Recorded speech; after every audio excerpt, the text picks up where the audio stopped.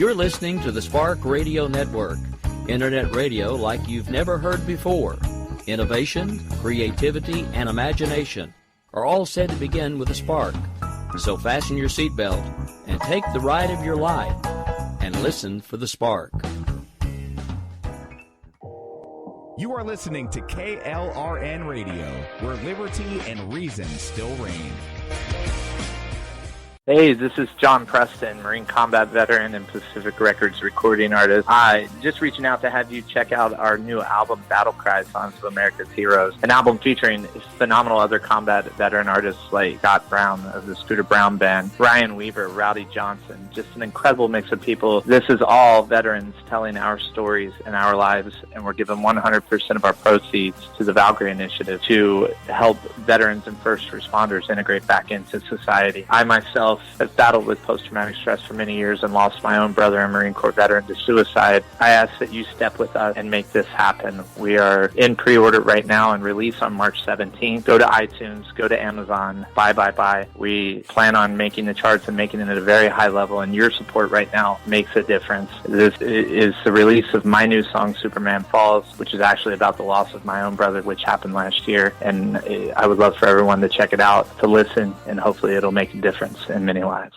If you're 85 or younger, would you like peace of mind and comfort for your family? We're Final Expense Direct with an urgent message for you. The average funeral today costs over $8,000, but the most you'll get from government benefits is $255. How will your family pay the difference? We can help. Our senior plans start as low as just $1 a day and pay up to $30,000 for a funeral and other final expenses. Peace of mind is easy. There's no medical exam. You'll have lifetime coverage, and your plan can't be canceled as long as you pay your premiums. Call now for free information about our senior plans. Answer a few simple questions and receive approval right on the phone. Plus, call right now and we'll give you a discount prescription card for free. Call 800-553-8687. That's 800-553-8687. Again, 800-553-8687.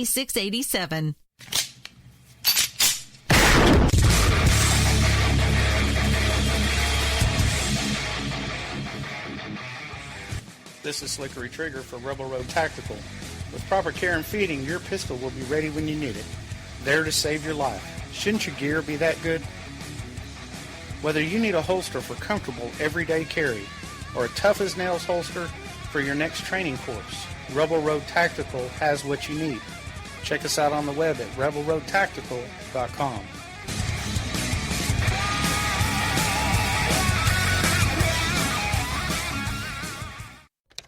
Sometimes riders feel lost, unsure why a passage may not be working. It takes another set of eyes to help us nurture our writing into full maturity. At Black Wolf Editorial Services, we strive to enable writers to develop and grow, offering manuscript critiques and line edits through a mentoring editorial style. We also offer assistance on generating a writer's bio for your websites. Black Wolf Editorial Services, nurturing your writing into maturity. For a full list of services, visit blackwolfeditorial.com.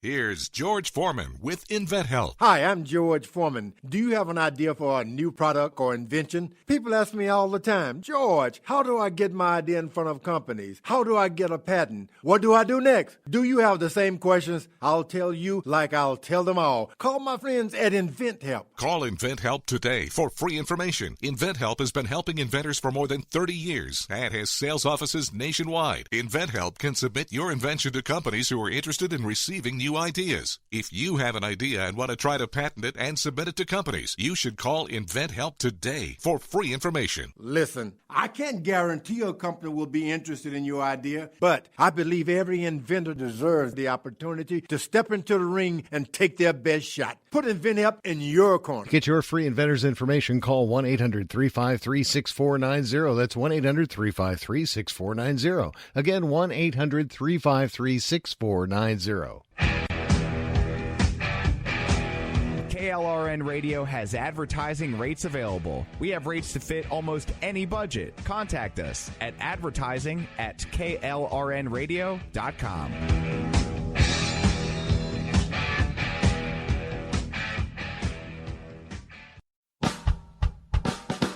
You're listening to the Spark Radio Network, Internet radio like you've never heard before. Innovation, creativity, and imagination are all said to begin with a spark. So fasten your seatbelt and take the ride of your life and listen for the spark. You are listening to KLRN Radio, where liberty and reason still reign. Welcome to We Don't Have Cookies with your host, Jason Marshall. Ladies and gentlemen, welcome to We Don't Have Cookies. I'm your host, Jason Marshall. With me today is somebody who hasn't been on the show since February 6th, which was about the time I said he would be on the show every month and added him to the website. Liar. It's my good friend. Wrong. It's my good friend, legendary wrestling manager, Kenny the Star Maker Bolin. How you doing? The king of podcasts, in case you haven't seen the memes lately. The billion download man, in case you haven't seen the downloads. I got to bring something up. Man got his ass beat down on Jerry Lawler's podcast a few days ago, in case you haven't seen the memes and the reports. That's what I was about to bring up. Yeah. I did a show with Mama Kate, which will be out on Thursday. Who's Mama Kate? She's a comedian, right? Yeah. We did an episode called Martial Law, where two people go at it, and I make a decision on who is right. It's pretty much the people's court for We Don't Have Cookies. How do I get in on that show? You need to come on here for Martial Law with Jim Cornette over the dumpster food. Oh, my God. Which we'll get into that later. After the show was recorded. 40-year rib, folks, that I finally had to tell him after 40 years what he did. After the show was recorded, she brought up Andy Kaufman and Jerry Lawler's feud. Right. And I had to tell her that, hey, I'm in a book, which is Kenny Bolin's book, I Probably Screwed You To, available on Amazon. And even better, available through me at a little bit higher price, but you get it autographed, not only by me, but maybe even Jim Cornette if you don't mind paying a few extra bucks. And you should buy two. That way, when you're done reading it, you can read it again. You can read it again, yeah. Some people have read it as many as 4 times. Comes in 5 different colors for just that purpose. I don't want to bore you. I don't want you to read the black copy and then go, God damn, I don't want to read that one again. You got a pink one? Yeah. You got a red one? Mm-hmm. Got a blue one? Yeah, I'm wearing a crown and a robe in that one. You got white? Well, of course. It's the racist thing to do. You got to have a white one. I'm racial equality over here. I have the discontinued red one right before you change the color up. I don't have a yellow one. You don't? Maybe I should get. Well, there's yellow the black and red, yellow one, right? Well, white, black, and yellow. Yeah, there's white with yellow in it. The artwork done by a famous artist down here. Can't think of his name, but a very famous artist. But I had to tell her. Joe Slack. If I don't think of his name, I'm going to get yelled at. Joe Slack. I'm wrong. Joe Slack didn't do that one because I originally gave him credit in the book for doing it. Uh-huh. He didn't do it. His name was Travis Heckle. Okay. So just pick one. One of those guys did it. Travis Heckle, as a matter of fact, just did a new picture of me as Kingpin because of the controversy on Jerry Lawler's podcast just a couple days ago. They wanted to rename that show Dinner with Kings, and Lawler shit on that. He didn't do it. And, of course, the king of podcasts, Lawler had a problem with that. I didn't realize I was going into an ambush situation. And but Travis Heckle designed a picture of me as Kingpin that is on Twitter right now. So if you go to my Twitter account, tab down far enough, look for Memphis Wrestling. I think that's what he works as. And look for the 2 pictures of me as Kingpin. One, the way Kingpin really looked. And then, of course, I went prima donna on him, and I demanded to be put into my famous periwinkle suit that I wore for years at OVW. And now I'm on there as Kingpin, holding a diamond scepter or something, I guess it is. I thought maybe I should have my briefcase, but they haven't done that yet. So what do you do? So now that I've interrupted whatever fucking story you would tell me. You buried the lead. Well, what else do I do? But what was weird is I told her that I'm in your book. Very taller, too, but that's where I got. And my quote is right across the page from Jerry Lawler's quote. Well, I'll be damned. I didn't know that. And the funniest part is, after I get done telling her this, less than an hour later, Yeah? You sent me a message with the link to you on Jerry Lawler's podcast. At the shit that had gone south down there. I think the lead that I sent you was the...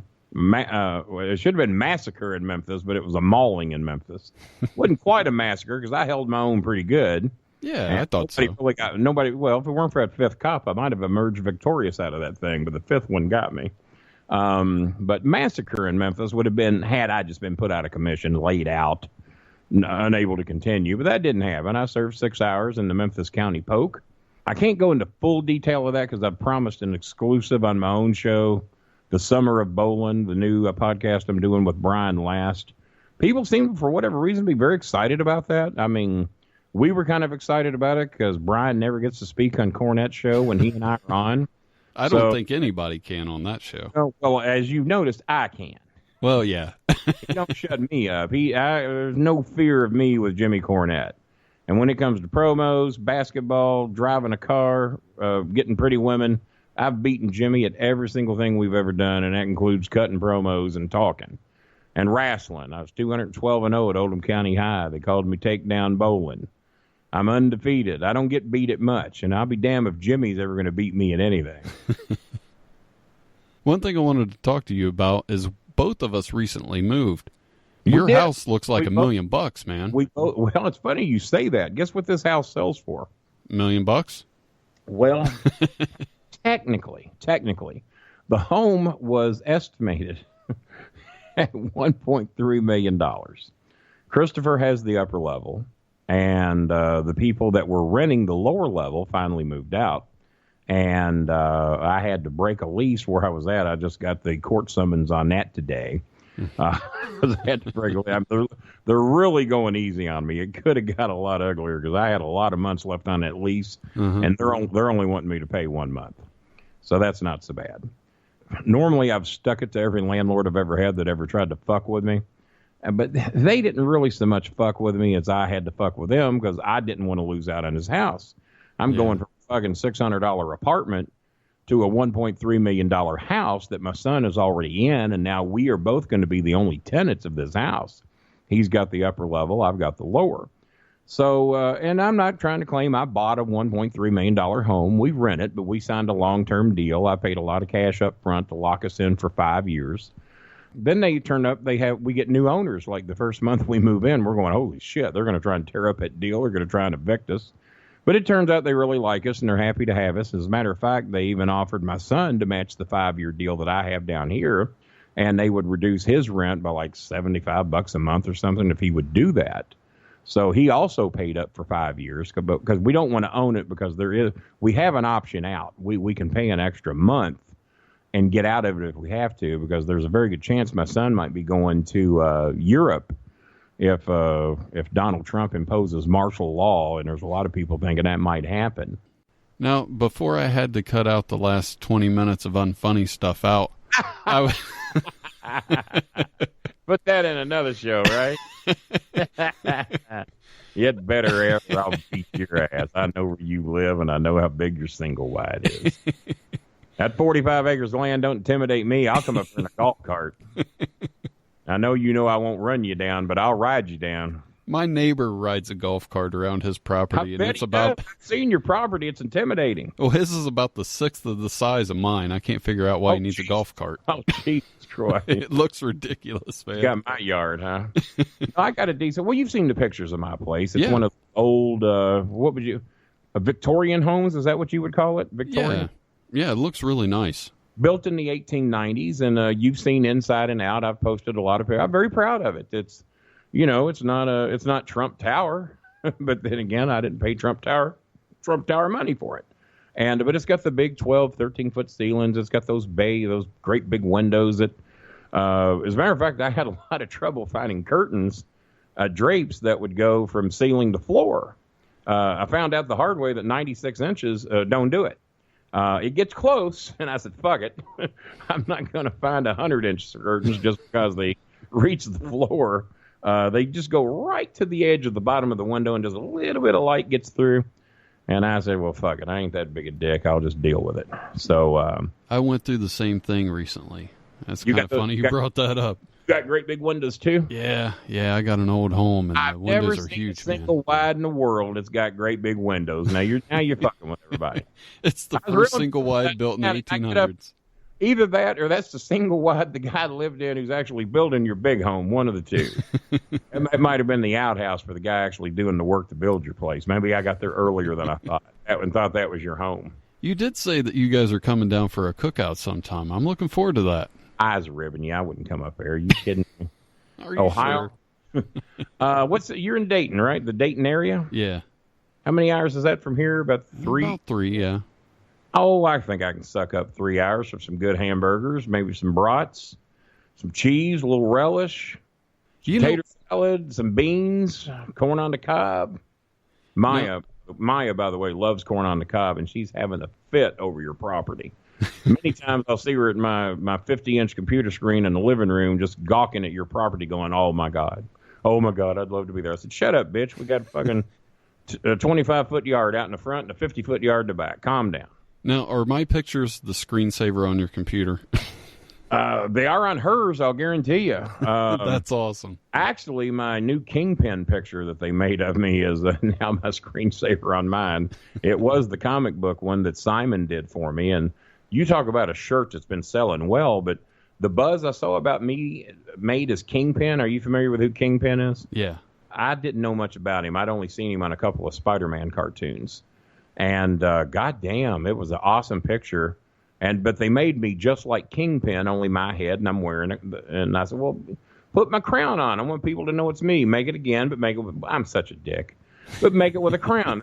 They do this shit for me for free, and then I'd be a dick with them and make them enhance it. And then they send it back to me, and I'm still wearing a white suit. I said, big as I am, I wouldn't be caught dead in a fucking white suit. Not anymore. Last white suit I was in was $19.99. I got the picture to prove it. So do me a favor. Put me in my famous purple suit, my periwinkle suit that I wore at all the big shows at OVW when I was feuding with the Undertaker and Steve Austin and The Rock and all these guys that came down here. It's put me in my purple suit. So they redo it again and put me in my purple suit. I said, well, goddamn, I wouldn't carry a fucking scepter. I said, I'd have my briefcase. And they said, well, fuck you, take it as is. So I found out where the line was. They're not going to put my briefcase, apparently, in that new picture unless I hire somebody else to do it. And the key word there was hire, so that ain't going to happen. All the pups are gone. Okay, I had one dick back out of getting his puppy. I rescued 4 puppies, 1 cat, and, of course, we lost a rabbit. And if you've heard the Jim Cornette Experience yet, have you heard the latest experience that I was on?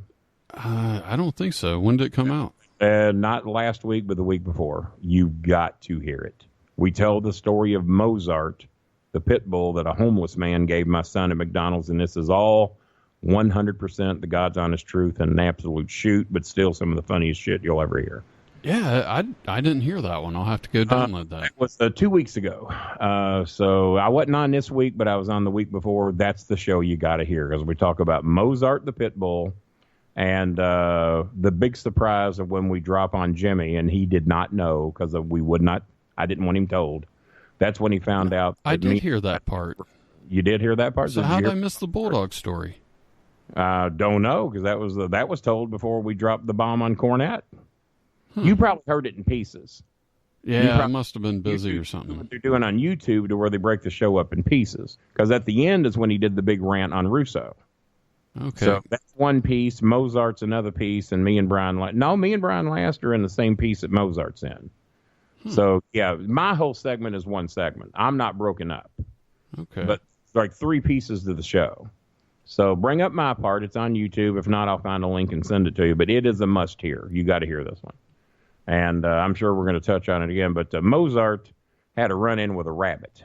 That the first owner that we gave him to. Mozart had 5 owners in 12 hours. Jesus Christ. But his last holy shit, man, how'd that happen? He's really a good dog. He was a victim of circumstance. He had a lot of 12 hours. Well, I'll tell you this much of it. First of all, he had his original owner. And then Chris is at McDonald's, and the guy says, "Look at your dog. I think he wants to go home with me." And the guy, Chris not explaining, the guy says, "Oh my God, would you please take him home with you? My girlfriend just had a baby. She won't let me see the baby as long as I have Mozart." All right, I'm going to tell you something else. His name wasn't Mozart. I didn't even tell Cornette this because we were trying to get him a home. But he's got a home now. But the goddamn dog's name was Killer. Oh, shit. And he's got a head the size of a fucking alligator. And I almost didn't let him in the house. He scared the fuck out of me when I saw his head. I said, well, if he turns on any of us, there's no 4 of us that are going to get the dog off from us. So I didn't originally want him in. And Chris is telling me, oh, Dad, he's the sweetest thing. He's a big baby.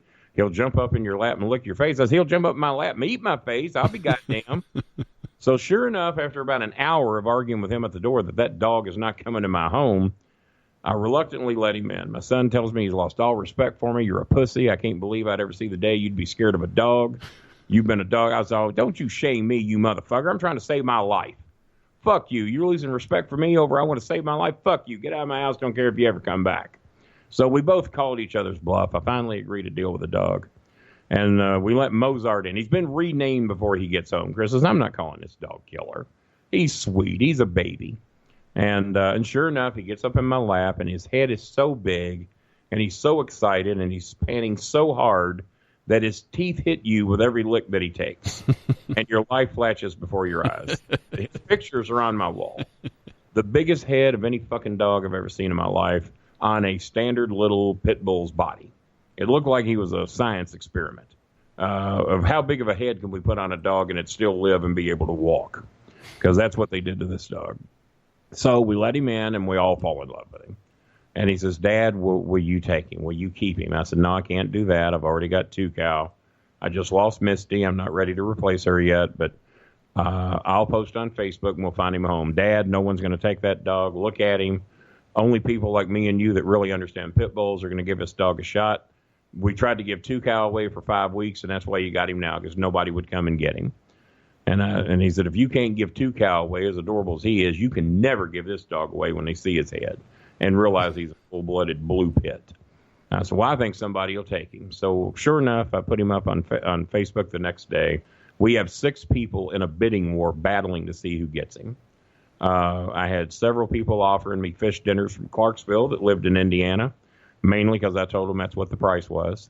The bid got up to 5 boxes of Clarksville seafood because I will not set foot in there anymore. This is the only way I saw I could get some. So I've made a deal. I've got a guy in Clarksville that helped me move, and he said he will bring me 5 boxes of Clarksville seafood at about $12 a box if I will let him have that dog. I said, deal. Well, I had several other people wanting the dog, and I said, nah, no deal. I know the guy. He helped me move. I'm going to let him have the dog. So then my ex-girlfriend, daughter, who has known me for 24 years, she says, oh, my God, my husband loves that dog. He's been texting me and calling me all day. Okay, have you talked to Kenny? Can we get the dog? Is there any way we can get the dog? And we live in E-Town, and we got a great big backyard. And, oh, my God, we already have a female pit here. Has he been fixed? No, he's not. Oh, perfect. We would like for him to have babies. We really know how to take care of a pit. We're the perfect family. Well, honey, I'm sorry. I've already given him away for 5 boxes of fish. I just looked this picture up on Facebook, and holy shit, man, that dog has a big head. Are you seeing the one where he's licking my arm and then the other one where he's smiling right next to my head? I'm looking at the one where he's right next to your head. And oh, my God. I was scared wondering if I'd have a head before I pictured it. Is that the biggest mouth you've ever seen on a dog in your life? That I don't know how this is possible, but his mouth is bigger than his head, and his mouth is on his head. It actually is. His mouth is on his mouth is bigger than his head, and I don't know how you do that. I agree with you. So he looks like a cartoon. This looks photoshopped. He don't look real, but he is. You see the shit. You see him laying on the one on the doggy bed that says wolf on it, and his little tongue is sticking out of his mouth, and he looks so sweet and innocent. No, my computer can't scroll past his head. Yeah, probably not. You might need 4 or 5 days to get to any other pictures. But he is. So Chris renamed him Mozart because we thought we could give him away if his name wasn't Killer.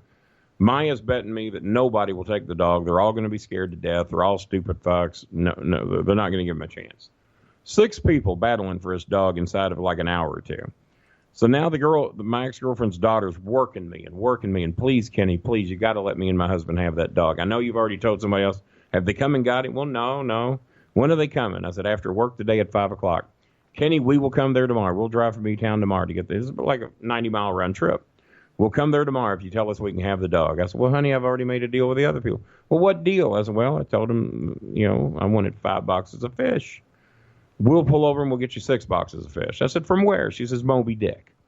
I said, God damn. So I look at the pictures and I see the kid laying on the other pit bull, and the other pit bull don't give a shit. He's become the pillow for the kids.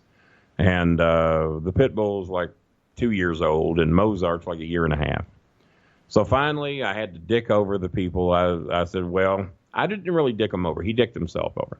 He says, I will call you at 5 o'clock sharp. I wrote back, if you haven't called me by 5:15, he goes to the second place finisher. And, well, I got to get permission from my girlfriend, but I know she's going to love him. So I will call you at 5 o'clock sharp. I give him until 5:25, no phone call. I call my friend down in E-Town, Paulette. So you can look on Facebook and see I'm not making these names up. It was Jack that I fucked over in Clarksville because he didn't call me by 5:25. And I tell Paulette he hadn't called me. A deal's a deal. And I told him that if I hadn't heard from him by 5:15, second place finisher was going to get the dog. I said, so if you want him, he's yours. She calls her husband. He's ecstatic. He's almost willing to come at night. I said, no. I said, I'll keep him till the next time you got to come here. When are you coming again? Well, I come to see Mom on Friday. Well, it's Monday. I said, well, all right. I said, but the bad thing is we're going to get attached to him, and we're not going to want to let him go, but I can't keep another pet, so you will get him, but come on. So not only am I attached to him, Maya likes him pretty good, but she's got a stronger heart than the rest of us, so she knows he's got to go. Chris is begging me by Friday, call her and tell her no. Call her and tell her she can't come. Tell her we want him. I said, honey, I'm going to get stuck with him most of the time. I cannot do it. I'm getting old. I'm fat. I can't take care of 2 and 3 dogs, and that's going to be 3. I can't do it. Oh, I won't bring him down. I said, yeah, you will. If you work, I got to take care of him. I said, and I can't take care of 3 dogs. I said, so no, she gets the dog. And right up to the time they get here, he's pitching a fit. He wants that dog. He's willing to get a divorce over it. He's willing to speak to me over it. He wants that dog. And so finally they get here, and he sees they're a good family, and they got 4 kids, 1 on the way. And the guy was crying when he hugged him. He said, oh, my God, this is the dog I've been looking for all my life. And Chris takes him for a long walk around Cherokee Park. Might I add, the most prestigious address in all of Louisville, by the way. I got no business over here, but I'm in, and they can't get rid of me now. And I'm trying to trailer park this place out as much as I can. I've got one of those patio umbrellas out on my porch for when it rains. I've got it blocking sunshine. But back to the dog. Did you have a couch out there? I did. No shit. I had a what do you call them? A futon.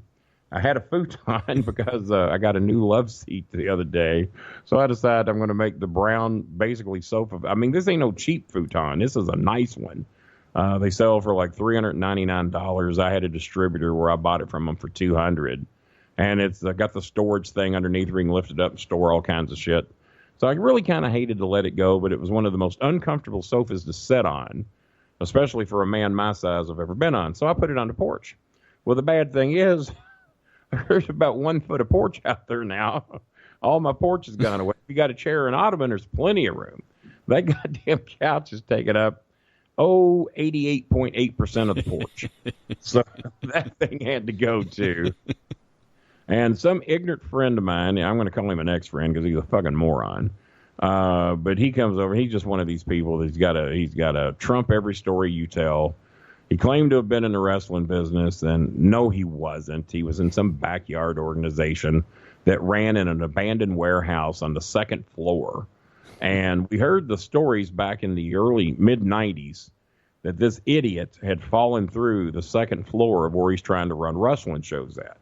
And the fans had to climb a ladder. I mean, and let's face it, it was friends and relatives, and about 20 or 30 of them that would climb up this ladder in an abandoned warehouse to get to the 2nd floor. And why the fuck the 2nd floor? I'll never know. I said, how did you get the ring up there? He said, in pieces. I said, why the 2nd floor? It was the only place that had an area big enough to put a ring and a few people. That doesn't make sense. Why didn't you just, I said, y'all, you were a bunch of glorified fucking backyarders. Why didn't you just set it up in your goddamn backyard and wrestle on dry days, put a tarp over it or something? Oh, we didn't really think of that. I said, yeah, apparently not. So we hear one idiot falls through the roof. Well, the idiot was him, the so-called owner, of the company.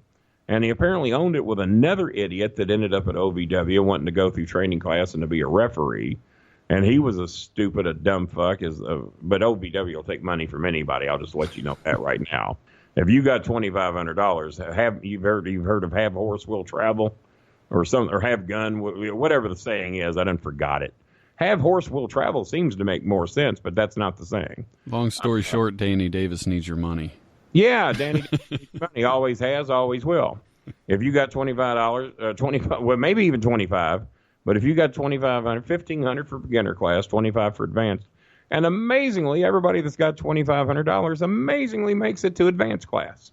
Never seen anything like it. It's a miracle how that happens.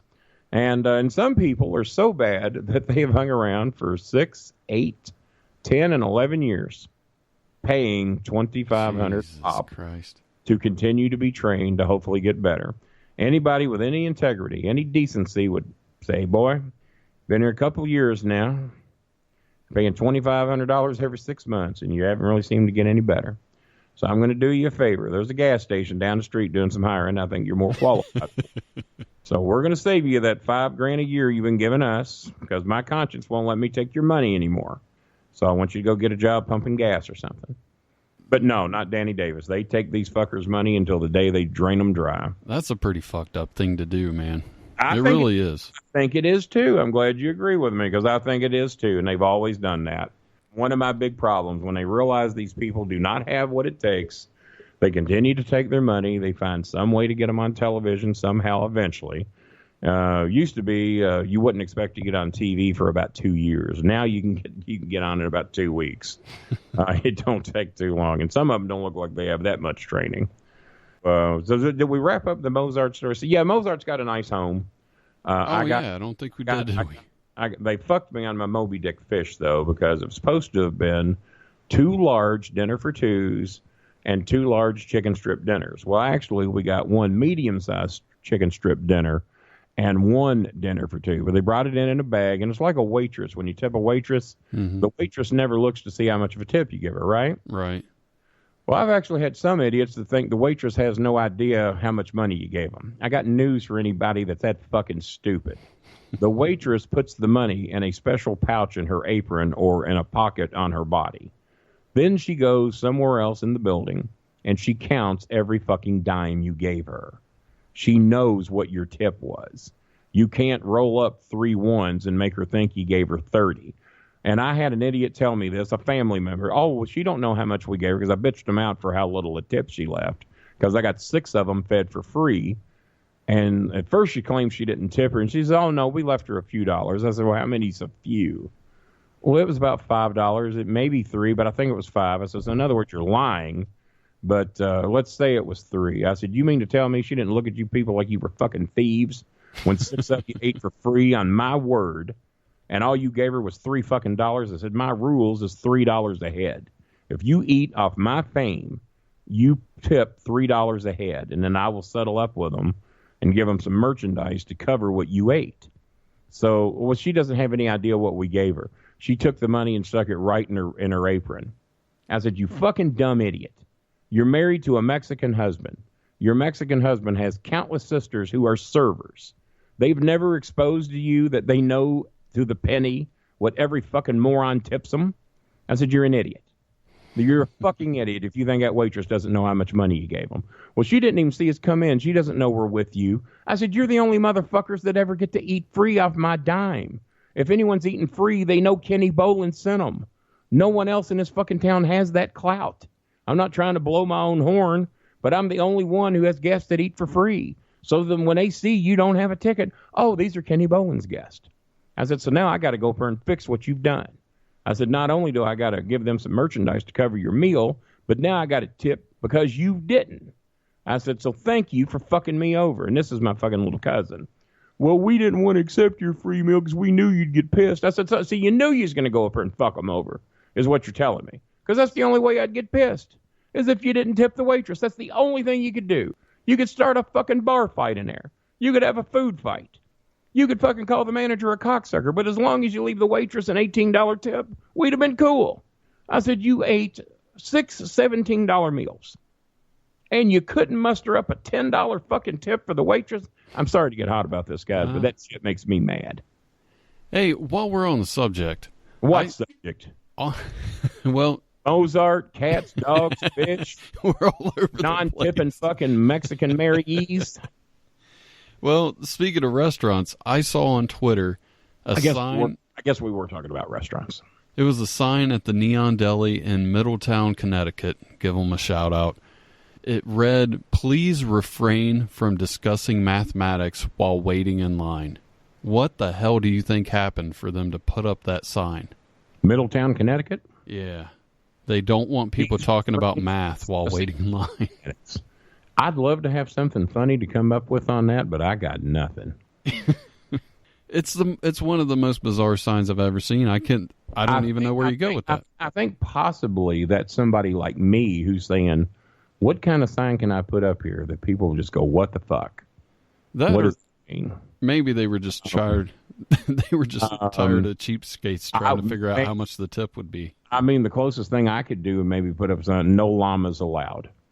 How many llamas have ever been walked into a restaurant in the United States? Other countries, possibly. No llamas allowed. Please keep your penis in your pants. But you know what? There's probably restaurants that's been an issue. If those of you wearing glass eyeballs, keep them in your head. But you know what? That could be an issue. That Sammy Davis Jr. may have ate there. You never know. But don't discuss mathematics. I know Foghorn Leghorn once said, well, you can't argue with figures. So maybe that just keeps you from having an argument. You got me, man. I have to see. Maybe Cornette would have better shit. Who knows? Jimmy's a genius, you know. Just ask him. Well, speaking of Jimmy Cornette, you said something about before the show started. And if you don't want to talk about it, let me know. But you said something about Vince Russo. I don't want to talk about it. Okay. No, go ahead. What do you got? Well, you said something about dealing with I don't know if it was his secretary or something like that. Like I said, we can take all this out if you don't want to talk about it. I forget. Oh, no, she's not a secretary. Okay. She doesn't book the shows. This is a girl that contacted, and it wasn't Cornette, it was me. She contacted me on Twitter. Her name was Sarah something or another. And Sarah Rusi, because it sounded a lot like Russo. And Sarah Rusi contacts me, and I ignore her for quite some time because I have no clue who she is. But I do notice she's got a fair amount more followers than I've got. And I'm thinking, well, you know, I guess somebody thinks she's over. And then the next thing I know, I get a letter. We would love to have you on our show. And that's all it said, Sarah Rusi. Pretty little girl. So I respond back. I said, what show? She says, oh, you've never heard of our show? I said, well, that's why I asked what show. So she says that she does a podcast and that she works in the Vince Russo network of podcast shows. And that Vince recommended me for the show, said I'd be a great guest and we'd love to have you on our show. I said, well, if Vince put his stamp of approval on you, that's good enough with me. I said, when you want to do the show? So she tells me Friday night, 8 o'clock. And I said, well, all right, good enough. I said, I'll be ready to go at 8 o'clock. Here's my Skype number. Y'all do Skype, right? No, we do Google Hangout. I said, well, I've done shows on Google Hangout with Vince. We're good. I can do that. So I send her my email address, which my Google Hangout connected to, and which I believe is starmakerbowling@gmail.com. I'm never there, so it ain't going to do you no good to go there. But if you want, I won't be there. So unless me and Sarah Rusi patch things up, and I ain't looking for that. So they contact me. Well, I contact them. It's 8:05. I'm waiting on them to call me. They haven't called me yet. I write her on Twitter at 8:05. I said, hey, guys, I'm sitting here ready to do the show. And then at 8:15, she writes back, I wrote the producer. He's still sleeping. We'll be ready in a few. 8:40 goes by. I said, well, it's 8:40 now. I've been waiting here 40 minutes. I said, is he ready to go? Yeah, he sent you a request, but he says you haven't accepted it.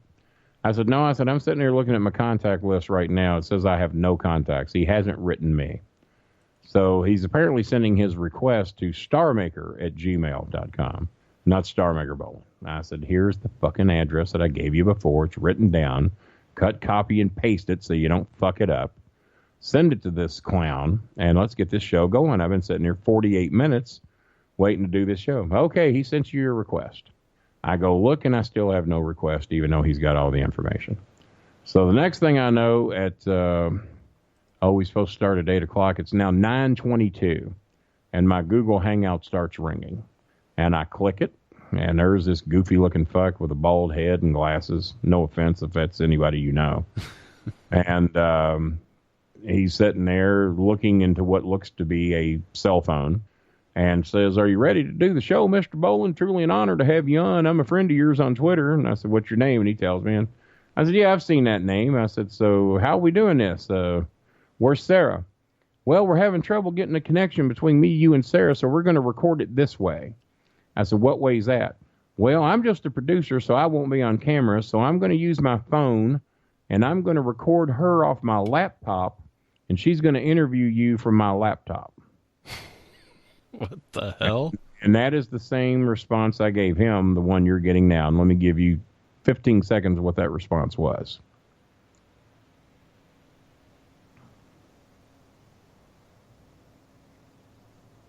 Okay, you get the idea. I was counting down. We still had 3 more seconds. We have 3 more seconds. Yeah, I jumped the gun. And I said, "You know what? No, I don't think we are." So now she's saying, "Really? Is this how you want to do the show?" And whatever his name was, I don't remember. And I said, "No, I don't think we should really do a show like this." I said, "I just got all kinds of new audio video equipment over here, and I don't think this is a good idea." No, this will work. Here, let me show you." So he puts the camera on his laptop and gets in as tight as he can. And now she starts talking to me through the speaker of a laptop. I'm sitting over here with 1,000 watts of Dolby Digital Sound. I don't have Doji. When it comes out, I'll have it, but I don't have it yet. And Dolby Digital Sound, a 50-inch computer screen, which I probably need a 70. My vision's getting rough. And the new mixer, 4 microphones. I'm set up big time. All 4 microphones on camera. You've seen the test video I sent you, right, Jason? Yeah. Shit sounding good and looks good, don't it? And by the way, can I get your permission to put that on the Facebook page? I don't care. Go right ahead. Go right ahead. And because it does look ridiculous as shit, to be honest with you. I loved it, man. It honestly to God, people have said, "God damn, Kenny, looks like you're doing a press conference." Well, that's the look I'm going for, you idiots. And if you're listening to this, make sure you like the Facebook page so you can see that video. It's great.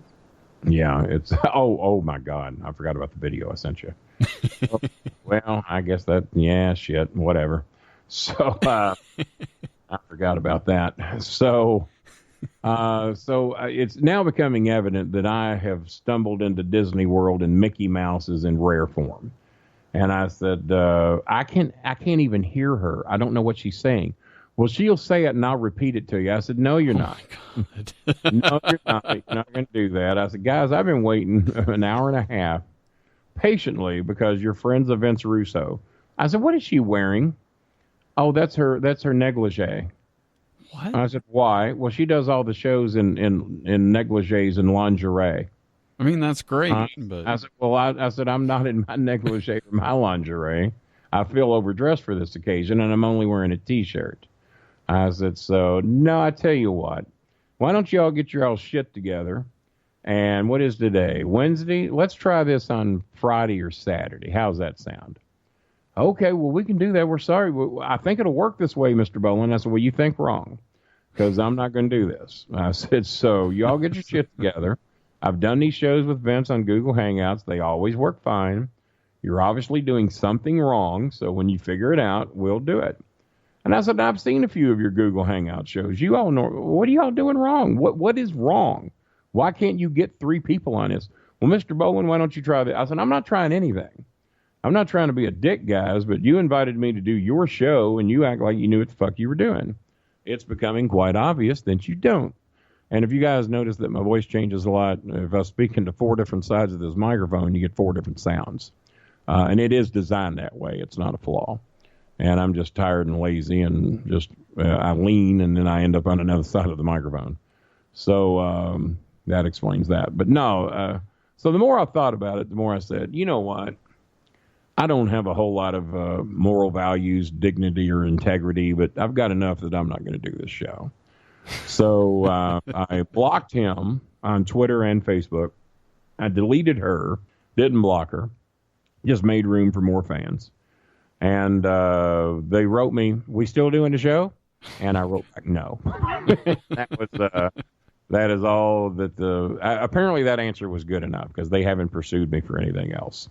And Russo has been such a mental mess lately over dealing with this Cornette shit that he really hasn't even thought about bringing up why didn't I do Sarah Russi's show. But when he feels better, I guess we'll talk about it. But no, it's they're not going to be getting me. I love Vince. I'll do anything Vince wants me to do for his show. But Sarah Russi had a couple shots at it and it didn't. And maybe you blame her producer. I don't know. But either way, I won't be doing that show. Yeah. And there was one show I did about 2 years ago that about 8 minutes in, I realized these people didn't have a fucking clue as to who I was, didn't know what questions to ask, had no idea what I'd done in my career. They were just popping themselves because they heard Kenny Boland be a good guy to get on their podcast. They knew nothing about me. So about 8 minutes in, I said, guys, did y'all do any homework for this fucking show whatsoever? No, man, we just thought we'd fly with it. And I said, well, you flew with it and you just crashed. Good day. And 8 minutes in, I hung up on those fuckers. And went, God damn, you try to be nice. You try to give some of these up-and-coming podcasts a chance to hopefully, at least some of my fans will drift over. But the thing I've noticed is that my fans know better. They will only go to the decent shows. And I think mine and your shows have normally done pretty well for the most part, right? Yeah. And me and Brian Last, whenever I've done his shows, he's always gotten great responses. I'm the 5 of the top 6 rated shows that Jimmy Cornette ever did. Lawler says he's never gotten so much attention. He didn't say it to me, but he's saying it all over to everybody else, that having Boland on the show, regardless of how far south it went, has done phenomenal things for our attention and our ratings. Maybe we'll patch things up with him and have him on again. Well, that hadn't happened yet. And I'd love to go one more time. Only this time I'm being escorted with 5 Louisville police to make it fucking fair and even. So that's a good idea. Well, I learned quickly. I had no back. I had Styles Bitchley, my driver, with her, and he's named Bitchley for a reason. He ain't gonna fight nobody. That son of a bitch ran. I think he moved the car down about 6 extra feet just to get out of the way of the cops that were beating me. I thought he was going to try and get me in the car and make a getaway. No, he's getting away. So Styles was an ass. I'll have a man take me down next time. When your name's Styles Bitchley, you got to figure you're getting what you paid for when it comes to Styles Bitchley. So, but he's my driver, pumps my gas, and I normally sleep, and he drives me to wherever it is I got to go. And that's another thing. I was probably in a bit of a mood when I got in Lawler's anyway, because I told Styles to wake me up about 15 minutes before we got there. He pulls up at the door. Here you are, Mr. Boland. You ready to do that podcast? And I looked at him, I said, I told you to wake me up 15 minutes ago. Well, you were sleeping so good, Mr. Boland, I didn't want to wake you up. And I said, even though I ordered you to wake me up. So you just can't get good health these days. But I've had Styles forever. I mean, he'll have to fuck up, I guess, worse than this to fire him. But we'll keep him on a little longer, I guess. So I've been doing all the talking. You got any questions? Well, I would like to know where my birthday... Did we start this at 8 o'clock? Something like that. Sneaking up on 2 in the morning. I think we've been doing sound checks since 8. Yeah, I think we did sound checks since 8, and we actually went on the air about at 12:20 or something. 4 hours of sound check. I'm a little picky with these new microphones. I want it done right. And speaking of microphones, I was. My birthday was not that long ago. Mm-hmm. I was kind of expecting to get one of those for my birthday. You know, that's funny because I was thinking the same thing. Because I was on your birthday. I figured you got some birthday money, and I was expecting you would have ordered one. You know what? I did a radio... So I guess we both kind of assumed the wrong thing, didn't we? I did a radio show the day before my birthday. Yeah. And I brought up that the next day was my birthday. I don't remember what I said, but the phrase birthday money. Did you say that I prayed and I wish that I get a Boland Media microphone for my birthday? Well, the phrase... It might have worked out. I might have heard about it, and it might have worked out in your favor. The phrase birthday money came out of my mouth. Yeah? Birthday money? The guy was from New York. Starts cracking up laughing at me. Saying, how old are you turning a kid? Because I haven't said birthday money since I was 12. I use everybody that writes me. Well, no, I take that back. Everybody that I write... If I see that they have, I check to see if they've ever written me. And then if they have written me, and I do this every birthday, this is every day, Tells you what a life I got. So every birthday I check, and if they've written me, I see what the most recent thing is they've said to me. And if the most recent thing, you know what? This has turned into a very racist show. I've been sitting here talking all this time on the black microphone, and I ain't spent no time on. Hang on, black microphone, go away. Black microphone, go. Come on in here, white microphone. Or is the white microphone? How's that sound? Equal time. I like it.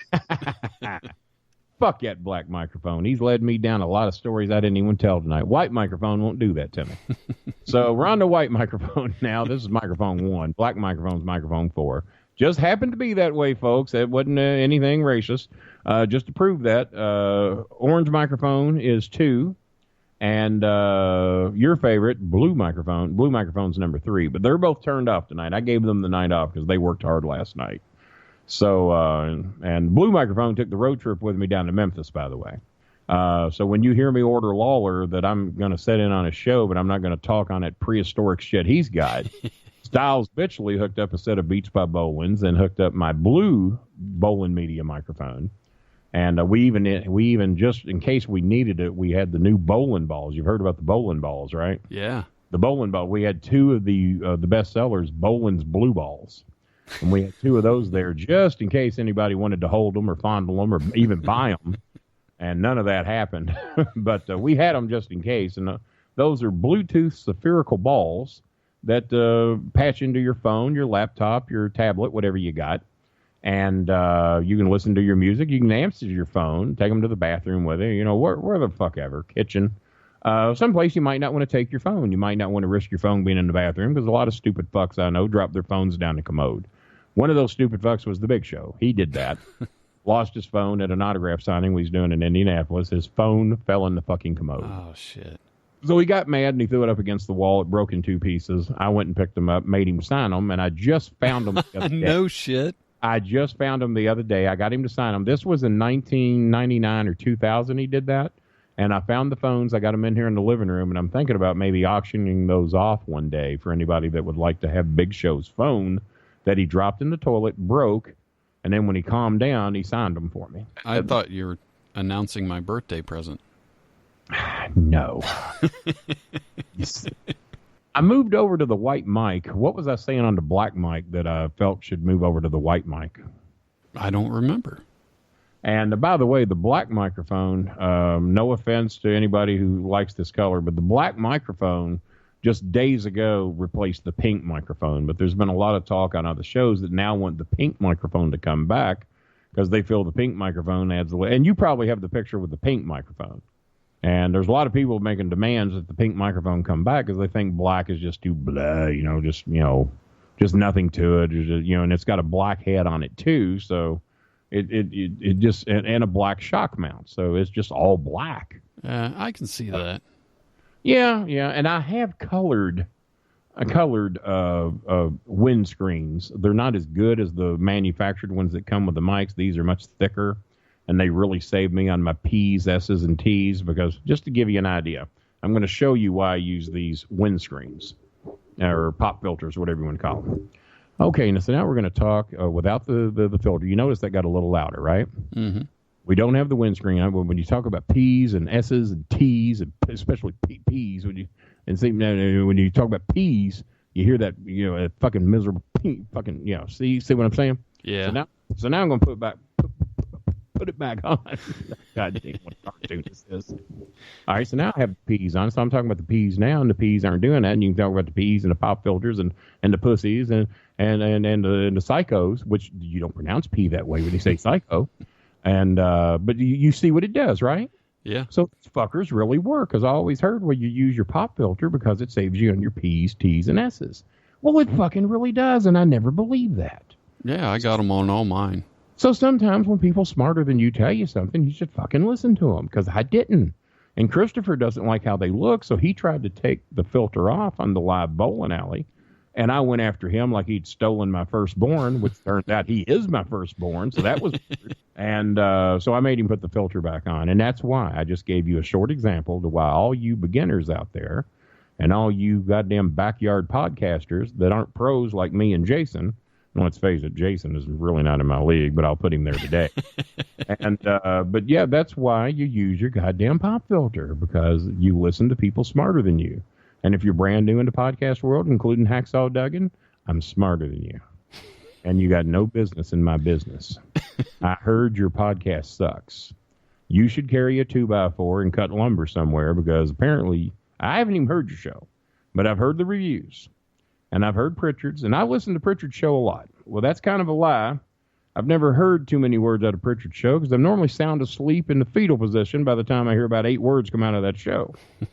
So that's our thing on the Pritchard show. 6 million downloads, my ass. He's full of shit. That's why I don't even tell anybody how many downloads I get, because so many people just lie about their numbers. Well, everybody does. I won't be able to, because I get my numbers every day sent to me by email, and I can promise you those are. I wish they were bullshit numbers. Really, I don't know yet, because we haven't done a show. What I'm getting is feedback on people that are going to look at the trailer. And let's face it, that ain't a whole shitload of people. But when we do the first show, and they know we're going to talk about what happened in Memphis, the mauling in Memphis, the potential Memphis massacre, it could have been one. And when we talk about that, and we talk about what's going on with Jimmy and what's going on with Vince Russo, and my son are probably going to make a short political appearance because he wants to piss some people off too. See, if I'd have said piss people off without this pop filter, it would have sounded like shit. You would have pissed some people off. Piss some people off doing that. You let me know when your show goes live, and I'll promote it here on the podcast, and we'll get you a pretty good bump too. Well, it'll never go live if you mean live. Well, we're not even doing live, are we? Are we live at 1:34 a.m. in the morning? No. Good thing. Nobody fucking listening except my fans. I know your fans go to bed at like 8 o'clock, don't they? Something like that. Cornette's fans go to bed about 6:30. Cornette's in bed by 5:30. I'm glad you brought him up. That's the last thing I wanted to talk to you about. I hadn't, and it's the last thing I'd like to talk about. We do a thing on the show called This Week's Dumbass of the Year. Well, that's the perfect person to bring up, then. Perfect person. See, if I'd have said perfect person without the pop filter, it would have pissed some people off. Well, I'm going to do it. Hang on, before we get into it. If I'd have said perfect person on the podcast without using the pop filter, I'd have pissed some people off. There we go. Now it's back on. That's why you use it, folks.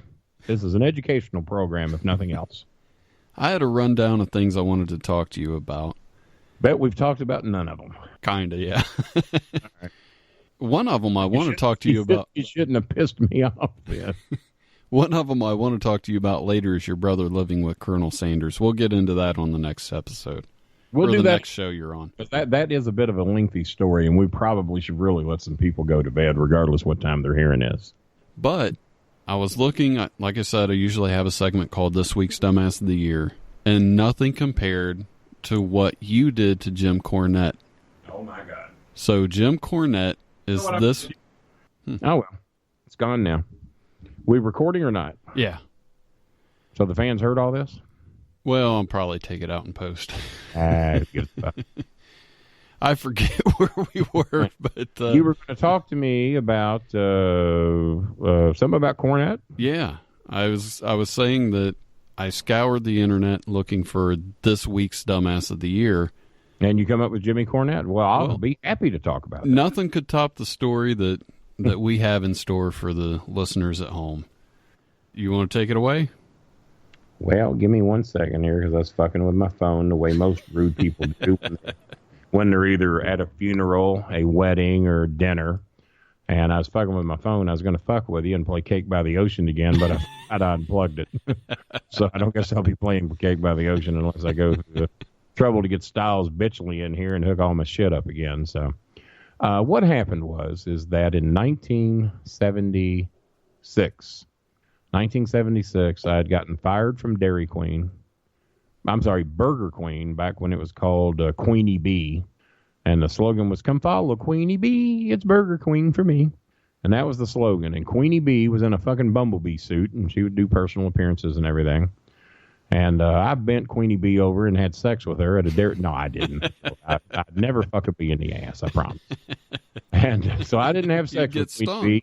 Even though, well, of course, if you have to be an idiot to think you wouldn't. especially if it was forced sex. And you trust me, a human is going to have to force themselves on a bumblebee. So I didn't do that, but what I did do is I played softball for their softball team, and they wanted to win the LaGrange regional districts. Sorry, KLRN radio listeners, but that's the end of the episode for today. The podcast went a little long, and we had to cut it short for the radio broadcast. But if you want to hear the rest of the show, you can go to wedon'thavecookies.libsyn.com and listen to the rest of the episode. Tomorrow, I'll be back with another great show. Coincidentally, that show went a little short, so after that show is over, I will be airing the rest of this tomorrow on this station. Same time, same place. Hope I see you there.